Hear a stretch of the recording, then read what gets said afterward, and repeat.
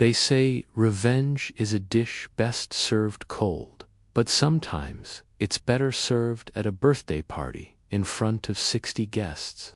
What if I told you that one drunk confession could unravel 2 years of lies? And what happens when someone's backup plan decides they're nobody's second choice? This is the story of how I discovered I was being used, and how I turned the tables in the most public way possible, 3 weeks before my girlfriend Brooke's 27th birthday party. Her best friend, Mia, stumbled over to my table at a downtown bar. She was wasted, grabbing my shoulder and slurring about how I was such a nice guy. Too nice. Then she leaned in with a giggle and said something that would change everything. You know what Brooke calls you when you're not around.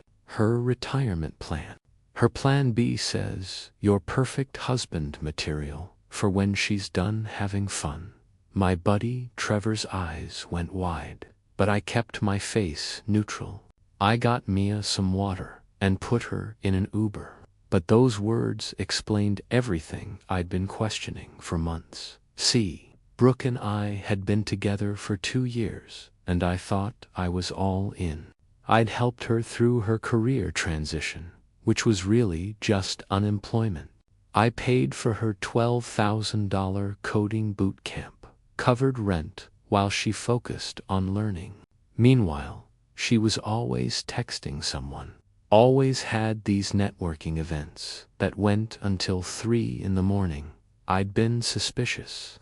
Through Instagram stories, I discovered her study group was mostly just going to clubs. Her mentor, Zane, kept appearing in photos with his arm around her. But I wanted to believe her explanations, because love makes you stupid like that. After Mia's confession, I did some digging. Created a fake Instagram, followed her friends, and the picture became crystal clear.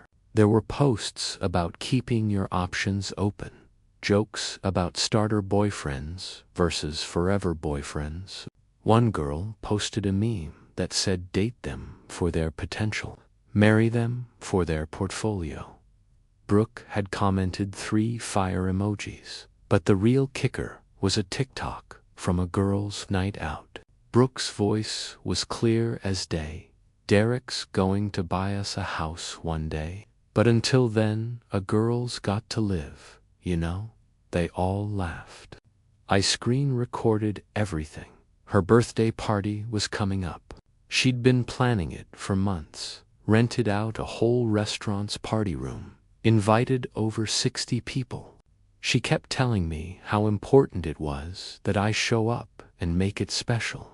Even gave me a list of acceptable birthday gifts with a minimum budget of $500. So I played the perfect boyfriend. Helped with decorations, confirmed RSVPs, even paid for the photographer she wanted. She had no idea what was coming. The night of the party, I showed up in my best suit with a beautifully wrapped gift, a $20 self-help book about living your truth. She didn't know that yet. Everyone was there, family, friends, co-workers, even Zane. Halfway through dinner, Brooke stood up to thank everyone, getting all emotional about her journey and support system. When she finished, she looked at me expectantly. Your turn, babe. You always give the best speeches. I stood up, raised my glass, and smiled at everyone. I want to toast to new beginnings, I started. They say the truth will set you free, and tonight feels like the perfect night for freedom. Brooke beamed. She thought this was going somewhere romantic. Brooke, I continued, voice steady. You've taught me so much about myself. Like how I deserve someone who sees me as their first choice, not their retirement plan. The room went silent. Brooke's smile froze. I know about Plan B, about how I'm the safe option for when you're done having fun. Your friend Mia let it slip. Alcohol's funny that way, makes people honest. Gasps echoed around the room. Mia turned white. So, tonight, on your special day, I'm giving us both the gift of honesty. We're done. This relationship is over. You're free to pursue Zane or whoever else without feeling guilty about your backup plan. Brooke's face went from shock to rage. Are you seriously doing this now? At my birthday. You planned this party for 2 months, I said calmly. I've known for 3 weeks. Seemed like perfect timing to me. Oh, and that boot camp I paid for. The $12,000.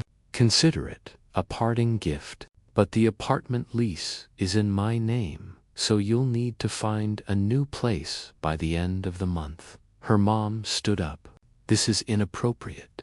How dare you humiliate her like this? Humiliation. I pulled out my phone. Should I play the TikTok where she calls me her future house buyer, or show the screenshots where she jokes about starter boyfriends? Dead silence. I put a card on the table. Happy birthday, Brooke. Your gift is inside. It's a book about living authentically. Seemed appropriate. Then I walked out. My phone started blowing up before I even reached my car, but I didn't check it. I had one more stop to make, my apartment, to change the locks. The aftermath was legendary. The next morning, Brooke showed up with her sister and 3 friends, trying to get into the apartment. I wasn't home, but I'd installed a Ring doorbell 2 days before the party because I knew this would happen. The footage was gold. Brooke losing it, kicking the door, screaming about psychopaths and abusers while her sister tried to jimmy the window. Then came the texts. 137 of them in 6 hours. The progression was fascinating. First 20 were pure rage. Next 30 were bargaining. Then 40 were manipulation about being homeless. 30 were threats about legal action. And the final 17 were love bombing with old photos of us together.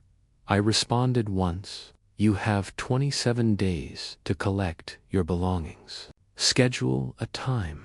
Bring a witness. But here's where it gets really good.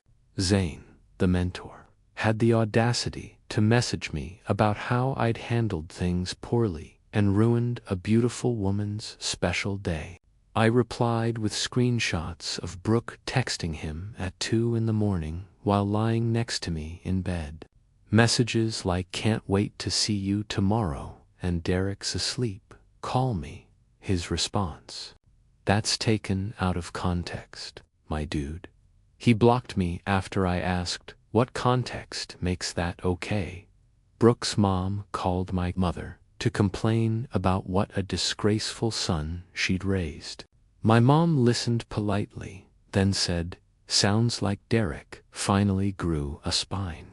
Good for him," and hung up. The professional consequences were perfect. Brooke worked in PR, all about image and reputation. Her boss and 3 coworkers were at the party. She called in sick for 2 days, then showed up Wednesday, acting like nothing happened. Her boss pulled her aside about maintaining professional standards. And that coding boot camp. She'd dropped out after 3 weeks, but never told me. I'd been paying for nothing for 5 months while she pretended to study. The desperation escalated. She sent friends to guilt-trip me at the gym, created a GoFundMe claiming financial abuse that backfired when a party guest commented about her calling me Plan B, and eventually offered to leave, quietly for $5,000. But the peak entitlement came when she showed up with movers, claiming furniture I'd bought and had receipts for. When the police made them leave, she completely dropped the mask. You're nothing without me. I made you better. I picked you for Plan B. You weren't even Plan A material. I reminded her. That's when Zane pulled up in his Tesla to rescue her. Plot twist, the Tesla was a lease he couldn't afford. He lived with his parents, and his investments were crypto and NFTs that had tanked. Within weeks, Brooke's life imploded. She lost her job after the moving truck incident during work hours. Moved in with Zane at his parents' house, where his mom already hated her, and discovered Zane was just as broke as her delusions. The final act came when Zane's mom called me. Apparently, Brooke had been telling Zane I was stalking her, even creating fake text conversations to herself from a burner phone. But she was actually sneaking out to meet other guys, including Zane's best friend. When Zane found out, he kicked her out in the rain with her stuff in garbage bags. She called me at 11 p.m. "Derek, I need you to pick me up. I'm outside. Zane's, we had a fight. Brooke, we broke up. You called me Plan B. You tried to break into my apartment. You attempted bank fraud. That was all miscommunication. I was hurt, not my problem. You made me Plan B. I just chose not to be anyone's backup plan." She hung up and posted on Instagram about toxic exes, but nobody bought it. The comments were brutal. "Girl, didn't you live with him for free? Didn't he dump you at your party? Team Derek." Last I heard, she moved back to her hometown, living with her parents and working data entry at her dad's insurance office. Her coworker later told me she'd been giving advice to younger girls about maximizing their dating portfolio and treating boyfriends like stepping stones. Meanwhile, I started dating Jenna from my climbing gym. She knew about the birthday party drama and told me on our first date, "Just so you know, you're nobody's Plan B in my book." Also, that was legendary. Brooke unblocked me recently to send one last message. "I hope you're happy you destroyed my life over a stupid comment." My response, "Your choices destroyed your life. I just stopped subsidizing them." Sometimes the best revenge isn't elaborate schemes. It's just stepping back and letting someone face the natural consequences of their actions. Brooke wanted to keep me as Plan B while exploring other options. Instead, she lost all her options and had to move back home. You can't treat people like safety nets and expect them to catch you forever. Eventually, even Plan B walks away. And that toast at her birthday party. The look on her face when she realized her backup plan had backup plans of his own was absolutely priceless. Subscribe my YouTube channel and click on bell icon